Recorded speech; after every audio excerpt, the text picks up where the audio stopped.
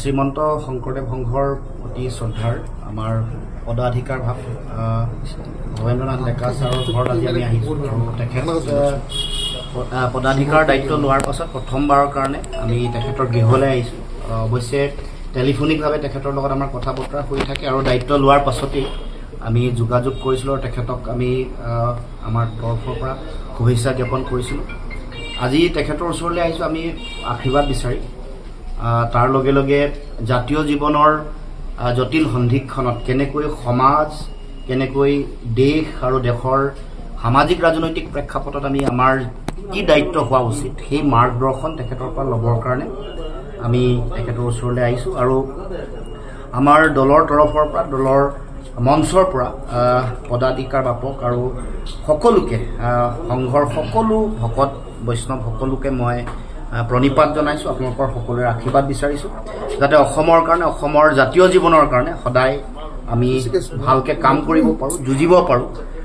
অসমৰ ভাষা, কৃষ্টি, সংস্কৃতি, আমাৰ সমাজ, আমাৰ সামাজিক প্ৰমূল্য, তাৰ উপৰিও আমাৰ ৰাজনৈতিক অধিকাৰ সুৰক্ষিত কৰা যিখন সংগ্ৰাম, এই সংগ্ৰামত জাতীয়তাবাদৰ আদৰ্শ বা দৰ্শন প্ৰতিষ্ঠা কৰিবলৈ হ'লে মহাপুৰুষ শ্ৰীমন্ত শংকৰদেৱ জগত গুৰুজনাৰ সেই আদৰ্শক লৈ আমি আগবাঢ়িব লাগিব। আৰু সেই কথা আমি আগতেও কৈছোঁ, অসমৰ জাতীয়তাবাদৰ প্ৰতিভূ মহাপুৰুষ শ্ৰীমন্ত শংকৰদেৱ, এই কথা আমি সকলোৱে স্বীকাৰ কৰোঁ। এটা জাতি, এটা জাতিৰ সভ্যতা নিৰ্মাণ কৰিবলৈ প্ৰয়োজনীয় সকলো ধৰণৰ আধাৰ, সকলো ধৰণৰ অৱলম্বন গুৰুজনাই আমাক দিছে। কেনেকৈ স্বাৱলম্বী হ'ব, কেনেকৈ আধ্যাত্মিক চেতনাৰে, মানৱীয় প্ৰমূল্যৰে শক্তিশালী জাতি সত্তা হ'ব, কেনেকৈ আমাৰ সমাজত শৃংখলা থাকিব, কেনেকৈ বিভিন্ন ধৰণৰ সমাজত চলি থকা অসূয়া, অপ্ৰীতি বা বিভিন্ন ধৰণৰ সংকীৰ্ণ চিন্তা, ভেদাভেদ এইবোৰ নাইকিয়া কৰি সমন্বয় আৰু মানৱীয় প্ৰমূল্যৰে এখন উন্নত সমাজ কেনেকৈ গঢ়িব পাৰি, সেয়া মহাপুৰুষ শ্ৰীমন্ত শংকৰদেৱ, মাধৱদেৱৰ আদৰ্শত আমি সকলোৱে বিচাৰি পাওঁ। আৰু সেইকাৰণে আমি সংঘৰ প্ৰতিগৰাকী সংগী, আই বাপ সকলোকে নতশিৰে প্ৰণিপাত জনাইছোঁ। তেখেতসকলে গুৰুজনাৰ এই আদৰ্শ অসমৰ প্ৰতিটো প্ৰান্তত, প্ৰতিগৰাকী মানুহৰ হৃদয়ত বিলাবৰ কাৰণে তেওঁলোকে দিনে নিশাই অফুৰন্ত তেওঁলোকে ত্যাগ কৰি আহিছে। গতিকে আজি এই ক্ষণত শ্ৰীমন্ত শংকৰদেৱ সংঘৰ প্ৰতিগৰাকী সংগী, আই বাপ সকলোকে মই সেৱা জনাইছোঁ, শ্ৰদ্ধা নিবেদন কৰিছোঁ। আৰু গুৰুজনাৰ এই আদৰ্শৰে অসমৰ সমাজ, অসমৰ জাতীয় জীৱনক যাতে এটা স্বাভিমানৰ উচ্চ শিখৰত যাতে আৰোহণ কৰোৱাব পাৰোঁ।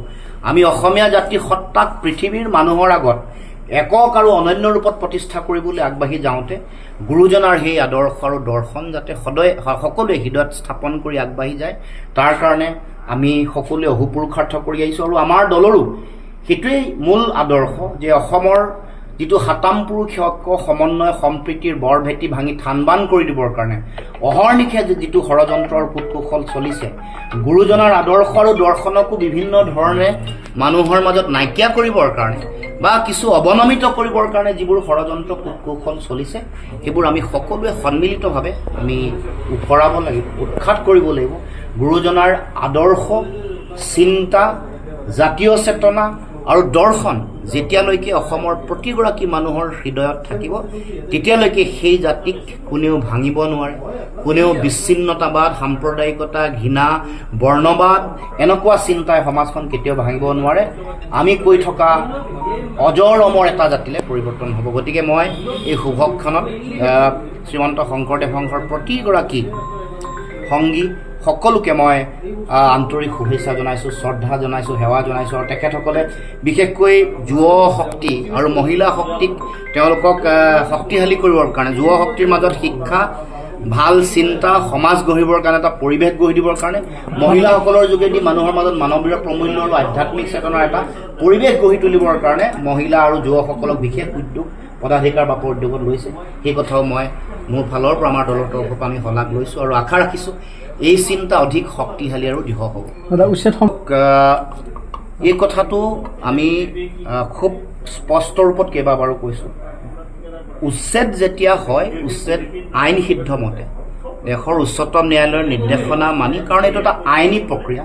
দেশৰ সংবিধান, ন্যায়পালিকা, উচ্চতম ন্যায়ালয় আৰু আইনে কৈছে কেনেকৈ উচ্ছেদ কৰিব লাগে, ক'ত ক'ত উচ্ছেদ কৰিব লাগে আৰু এই প্ৰক্ৰিয়াটো কি। সেই আইন সিদ্ধভাৱে গোটেই কাম কৰাটো আমি সদায় সমৰ্থন কৰি আহিছোঁ। এইটো স্পষ্ট কথা, এইটোৰ অপব্যাখ্যা হ'ব নালাগে। PGR, VGR, বনাঞ্চল, অভয়াৰণ্য, ৰাষ্ট্ৰীয় উদ্যান, জলাশয়, জনজাতীয় আৱেষ্টনী, এইবোৰত যেতিয়া উচ্ছেদ হয়, যেতিয়া কোনোবাই বেদখল কৰে, সেইটো অবৈধ বাংলাদেশীয়ে হওক বা কোনোবা বেলেগ ব্যক্তিয়ে যেতিয়াই বেদখল কৰে, তাক মুক্ত কৰিবৰ কাৰণে আইনী প্ৰক্ৰিয়া, আইন সিদ্ধ এটা প্ৰক্ৰিয়াৰ মাজে গোটেই কামটো হয়। কিন্তু আমাৰ গোটেই কথাটো অতদিনে এতিয়া যিটো যোৱাকালি যিটো ঘটনা ঘটিলে, মানুহ মৃত্যুমুখতো পৰিছে, চৰকাৰী পক্ষ যিসকল কৰ্মচাৰী পুলিচ প্ৰশাসনকো আক্ৰমণ কৰিছে বা উচ্ছেদৰ যিসকল আক্ৰান্ত হৈছে তেওঁলোকৰো 2-এগৰাকী মৃত্যুমুখতো পৰিছে আৰু আক্ৰান্ত হৈছে। এই যিটো ঘটনা, এই ঘটনাটো অতি আমি উদ্বিগ্নতা প্ৰকাশ কৰিছোঁ। কাৰণ এই গোটেই কথাটো চৰকাৰে এই গোটেই কামটো ৰাজনৈতিক মুনাফা ল'বৰ কাৰণে কৰাৰ কাৰণে বা গোটেই প্ৰক্ৰিয়াটো যেনেধৰণে তেওঁলোকে কৰিব লাগে নকৰাৰ কাৰণে ঘটনা ঘটিছে। কাৰণ ইয়াৰ আগৰ দুটা কথা আপোনালোকে যদি চায়, কাজিৰঙা ৰাষ্ট্ৰীয় অভয়াৰণ্যৰ পৰা যেতিয়া উচ্ছেদ কৰিছিলে, সেইসকল উচ্ছেদিতক 14 কোটিতকৈ বেছি টকা তেওঁলোকে ক্ষতিপূৰণ দিছে। তাৰমানে প্ৰমাণ হৈ গ'ল যে তেওঁলোক বিদেশী নহয়। যদি বিদেশী চিনাক্তকৰণ কৰি তেওঁলোকক বহিষ্কাৰ কৰাৰ চৰকাৰৰ দায়িত্ব, সেই কামটো কিয় নকৰে? অসম চুক্তিৰ 6 নম্বৰ দফা কাৰ্যকৰী কৰি অসমৰ খিলঞ্জীয়া, থলগিৰি, ভূমিপুত্ৰ মানুহক ৰাজনৈতিকভাৱে সুৰক্ষা দিব লাগে, এই কাম নকৰে। দ্বিতীয় কথাটো হ'ল যে গৰুসুঁতিত যেতিয়া উচ্ছেদ কৰিছিলে, তেতিয়া কৈছিলে বিদেশীসকলক উচ্ছেদ কৰিছে, এইটো এটা বিৰাট ডাঙৰ প্ৰকল্প তেওঁলোকে আৰম্ভ কৰিব লৈছে। কিন্তু গৰুসুঁতিত উচ্ছেদ কৰা মানুহক ক'ত সংস্থাপন কৰিলে? দলগাঁৱত 1 বিঘাকে দিছে আৰু ক্ষতিপূৰণো দিছে। বটদ্ৰৱাত উচ্ছেদ কৰোঁতে কি বুলি কৈছিলে? যে বিদেশীক উচ্ছেদ কৰিছোঁ। কিমান পইচা দিলে? 7 লাখৰ পৰা 12 লাখ লাগে। এইবোৰ তথ্য পাতিটো লুকাই চুকে থকা নাই। এতিয়াও এই গোটেই কথাটোক লৈ ৰাজনীতি কৰিবলৈ বিচৰা যিটো কথা, সেই কথাটোৱে মই ভাবোঁ যে ভয়ংকৰ আৰু ভয়াৱহ। গতিকে আমি এই কথাটো পাহৰি গ'লে নহ'ব। 55,000 বিঘা মাটিত উচ্ছেদ হৈছে, তাৰ 49,000 বিঘা মাটি আমাৰ খিলঞ্জীয়া জনজাতীয় মানুহৰ। এইটো আমি কিয় পাহৰি গৈছোঁ? এই মুছলমান মানুহ থকা 6,000 বিঘা মাটিত উচ্ছেদ কৰি তেওঁলোকে চেনচেশ্যন দিছে, ৰাজনৈতিক মুনাফা ল'বলৈ বিচাৰিছে। এইটো উচিত নহয়। চেনচেশ্যন দিয়াটো, যদি বাংলাদেশী তোমালোকে কিয় কৰায়ত্ব নকৰা? কিয় তোমালোকে তেওঁলোকক ডিটেনশ্যন কেম্পত নাৰাখা? কিয় তেওঁলোকক পুছবেক নকৰা? কিয় তেওঁলোকক ভোটাৰ তালিকাৰ পৰা নাম কৰ্তন নকৰা? এফালে তোমালোকক ভোট লাগে, তাৰমানে হিন্দু মুছলমানৰ ৰাজনীতি কৰি, ধৰ্মীয় সংকীৰ্ণ মেৰু ৰাজনীতি কৰি তোমালোকে ভোট ল'ব বিচাৰিবা, হিন্দু মুছলমান কৰিব খুজিবা, তেওঁলোকক মাটিও দিবা, টকা পইচাও দিবা, আৰু তিনিচুকীয়াৰ কৰ্দৈগুৰিত 25টা পৰিয়াল যোৱা কিছুদিনৰ আগত তেওঁলোকে ভূমিহীন হ'ল। তেওঁলোকক মাটি দিবলৈ তোমালোকৰ সময়ে নাই, আহৰিয়ে নাই। 45টা পৰিয়াল কৰ্দৈগুৰিত বহুত দিনৰ পৰা আছিলে, তেওঁলোকক মাটি দিবলৈ মানে দশক লাগিলে, আজিলৈকে সমাধান কৰিব পৰা নাই। তাৰমানে আমাৰ অসমত থকা 8 লাখ ভূমিহীন পৰিয়াল তোমালোকে মাটি ভেটি দিব নোৱাৰা, কিন্তু তোমালোকে বাংলাদেশী বুলি যিসকলক কৈছা, বিদেশী বুলি যাক কৈছা, তাক তোমালোকে মাটি ভেটি দিছা। তাৰমানে ভিতৰে তোমালোকৰ কিবা অংশ আছে।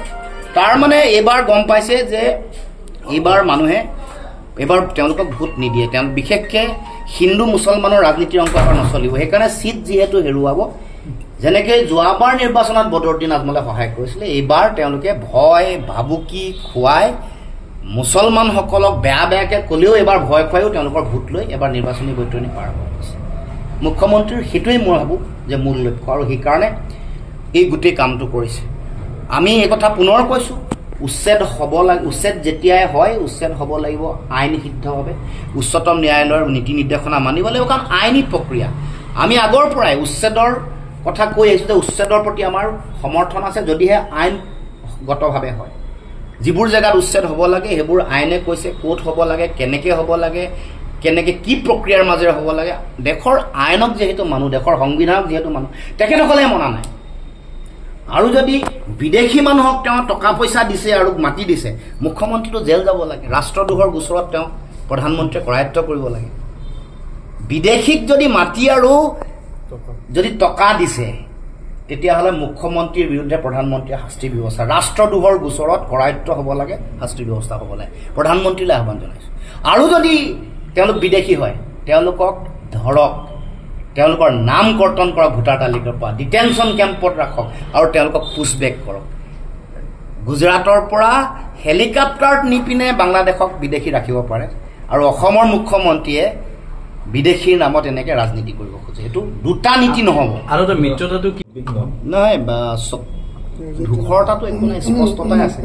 দেশৰ ৰাজনৈতিক পৰিৱেশ আৰু প্ৰেক্ষাপটে কৈছে যে ভোট বিভাজন নহ'লে যুঁজিব পৰা যিটো পৰিৱেশ সেইটো থাকিব, জিকিব পৰা যিটো শক্তি সেইটো দিল্লী, হাৰিয়ানা, মধ্যপ্ৰদেশ এইবোৰৰ নিৰ্বাচনৰ ফলাফলে এই কথা প্ৰমাণ কৰিছে।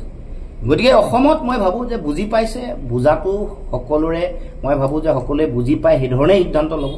মই নিজে মানে সেই কথাটো বিশ্বাস কৰোঁ আৰু মই ভাবোঁ যে সেইধৰণে জনগণৰ যিটো আহ্বান আৰু দেশৰ ৰাজনৈতিক যিটো প্ৰেক্ষাপট সেই দুয়োটাক চাই প্ৰত্যেকে সিদ্ধান্ত নিশ্চিতভাৱে ল'ব। মই আশাবাদী এইটোক লৈ। আৰু জিকিবলৈ বহুত ভোট লাগে, কৈয়ে আহিছোঁ, ৭০,০০০, ৮৫,০০০, কিন্তু হাৰিবলৈ ৫,০০০ লাগে, ২,০০০ লাগে। গতিকে সেইটো কথাটো আমি সকলোৱে উপলব্ধি কৰিব লাগিব। গতিকে তাৰ ওপৰত ভিত্তি কৰিয়েই সিদ্ধান্তটো হোৱাটো উচিত। আমি সদায় যোগাত্মক। বিজেপিক উৎখাত কৰিবৰ কাৰণে আমাৰ হাতত থকা যিটো সূত্ৰ, যিটো ফৰ্মুলা, সেইটো ঐক্যবদ্ধতাৰে যুঁজি বিজেপিক অসমৰ মাটিৰ পৰা উৎখাত কৰা।